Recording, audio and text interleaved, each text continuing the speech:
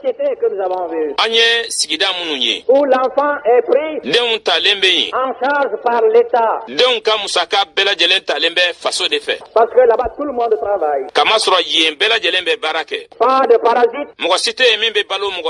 Et surtout, pas de chômeurs.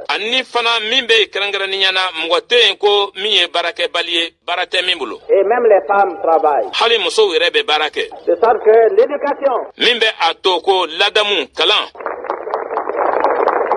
l'éducation des enfants elle appartient donc à l'État. De sorte que les femmes en allant au travail laissent leurs enfants dans les crèches. Et au retour, elles les prennent. Les enfants sont soignés, sont nourris. Et quelquefois même on les amuse lorsqu'ils arrivent à percevoir quand même quelques aspects de la nature environnante.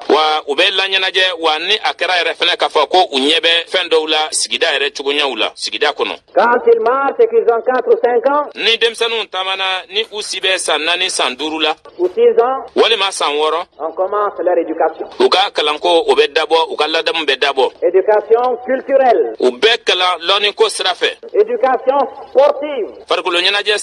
Et c'est ainsi que nous avons vu de nos yeux. Dans un pays comme en Corée, un chef d'orchestre de 7 ans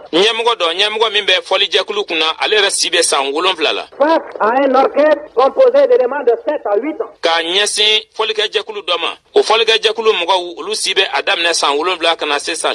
Et jouant des morceaux dont certains nous sont bien familiers. C'est ainsi que nous avons vu un enfant de 7 ans jouant avec virtuosité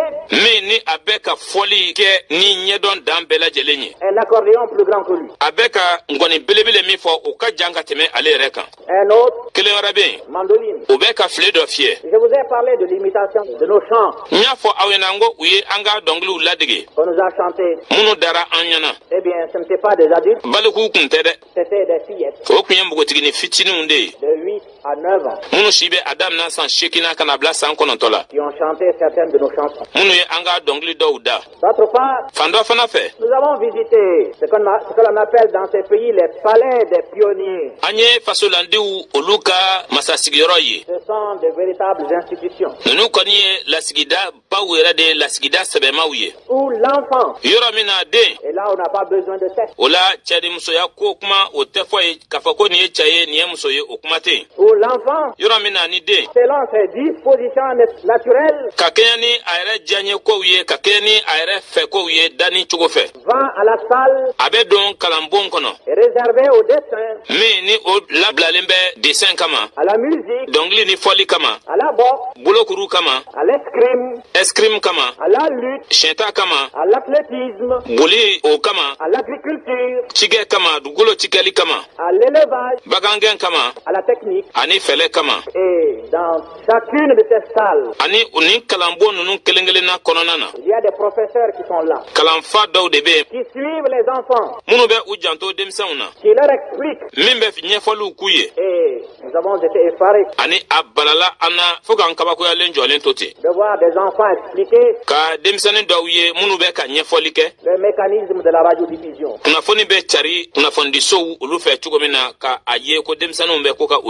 Nous avons vu des enfants monter, construire eux-mêmes des postes radio.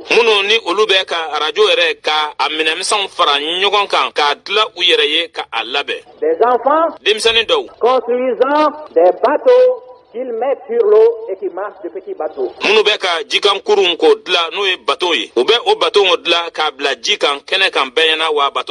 De petits avions qu'ils font voler. Nous avons vu des fillettes nous présentant des broderies que des adultes, des femmes adultes chez nous ne pourraient pas réaliser. Bref, il n'y a pas de domaine de l'activité humaine où il n'y ait pas des enfants, garçons et filles où ils ne reçoivent pas une initiation. D'autre part, ce que nous avons constaté, c'est que l'ensemble des activités du pays dépendent du parti. Tout par le parti. Tout pour le parti. Nous avons visité des écoles de cadres. Des écoles du parti. Également de véritables administrations. Et dans ces écoles, non seulement les militants reçoivent une formation idéologique,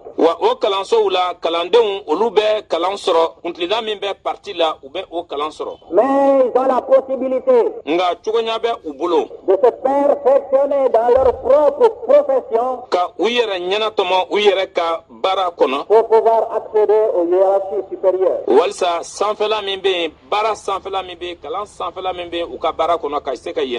Il y en a qui restent dans cette école 1 an, d'autres 2 ans. De contremaîtres qu'ils étaient, au bout d'un certain temps, ils deviennent des ingénieurs. Des vétérinaires ou des médecins qu'ils étaient, avec la volonté qui les animait et la formation qu'ils reçoivent, ils deviennent des médecins, ils deviennent des vétérinaires. Ainsi donc l'homme, depuis sa tendre enfance, est suivi jusqu'à la fin de son existence, et toutes les occasions lui sont offertes pour qu'il puisse d'abord acquérir une personnalité et en même temps qu'il puisse se surpasser pour devenir meilleur et cela dans tous les domaines.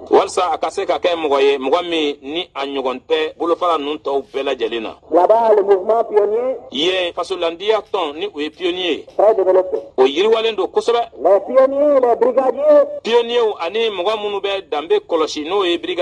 sont les gardiens vigilants des mœurs et de la propreté des villes. Vous pouvez vous promener dans ces villes. Vous ne trouverez pas sur les trottoirs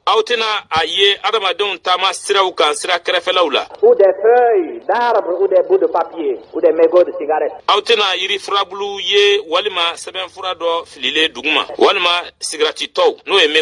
Quand une feuille tombe, vous avez un passant, c'est une question d'éducation. Le passant prend, il met dans la poubelle. Quelqu'un par mégarde déchire les feuilles et les jette. Un autre les ramasse et les met dans les poubelles. Et un visiteur américain qui avait été en Corée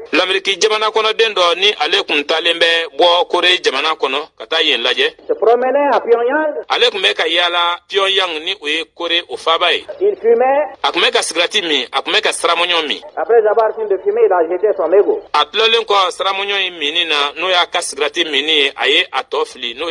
Il a vu un jeune Coréen se précipiter là-dessus. Évidemment, comme chez nous, comme nous font les enfants, chez nous, il avait pensé que c'était pour prendre le mégot et le fumer.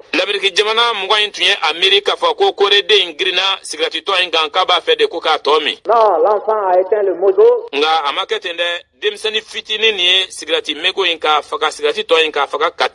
Et l'a jeté dans la poubelle qui était à côté. Et cet Américain a déclaré que depuis ce jour, il a cessé de fumer dans les rues de Pyongyang.